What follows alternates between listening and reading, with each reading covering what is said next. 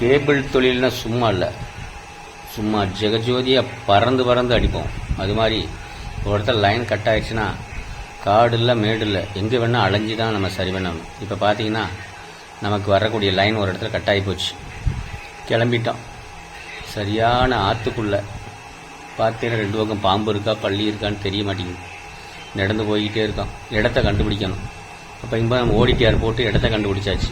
ஏற்கனவே நம்ம TCCL operator முன்னாடி நிற்கிறாங்க, ஒர்க்கர்ஸ் வந்து ரெடியாக ஈனியோடு நிற்கிறாங்க. இப்போ போய் நம்ம எங்கேன்னு கண்டுபிடிச்சி அதை ரெடி பண்ணுவோம். பார்த்தீங்கன்னா ஆற்றுக்குள்ளே இறங்கி கயிறோடு மேலே தொங்க வேண்டிய சுச்சுவேஷன் ஆகிப்போச்சு. எங்கிட்டு போகிறது எங்கிட்டு வர்றதுன்னு தெரிய மாட்டேங்குது, என்ன பண்ணுறதுன்னு தெரிய மாட்டேங்குது. இவ்வளோ ஒரு கடுமையான நிலையில் தான் நம்ம கேபிள் தொழில் பண்ணிக்கிட்டு இருக்கோம்.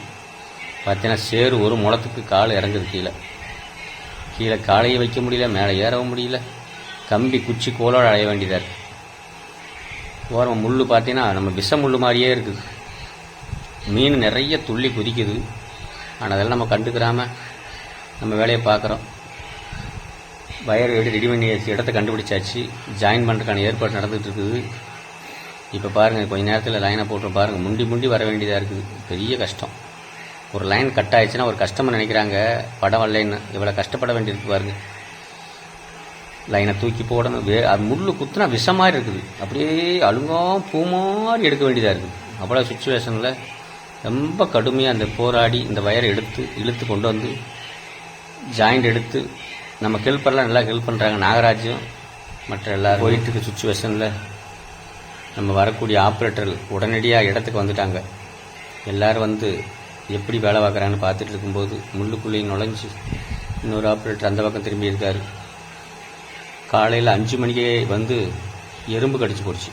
நம்மளால் நினைக்கிறாங்க கேபிள் லைன் கட் ஆச்சுன்னா என்ன நடக்கும்ன்ட்டு, ஆனால் எறும்பு பாருங்கள் அந்த பாக்ஸ்குள்ளே நுழைஞ்சி குடி இருக்குது. நம்ம மாதிரி போய் உள்ள அந்த பாருங்க பாக்ஸ்குள்ளே பாருங்கள் எவ்வளோ எறும்பு இருக்குது தெரியுதா?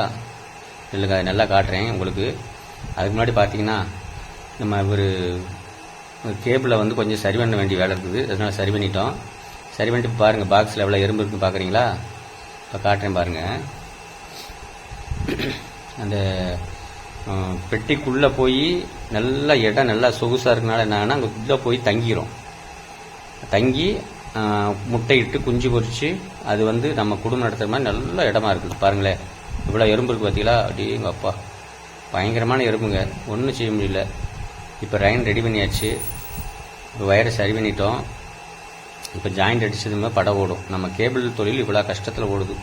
எறும்பு கூட நமக்கு வந்து காலையில் 5 மணிக்கே வேட்டு வைக்குது பாருங்கள். 5 மணிக்கு தூங்கும்போது எழுப்பிவிடக்கூடிய ஒரே சக்தி கோழி சேவலுக்கெல்லாம் கிடையாது, இந்த எறும்புக்கும் எங்களுக்கு உண்டு ஓடுறோம்.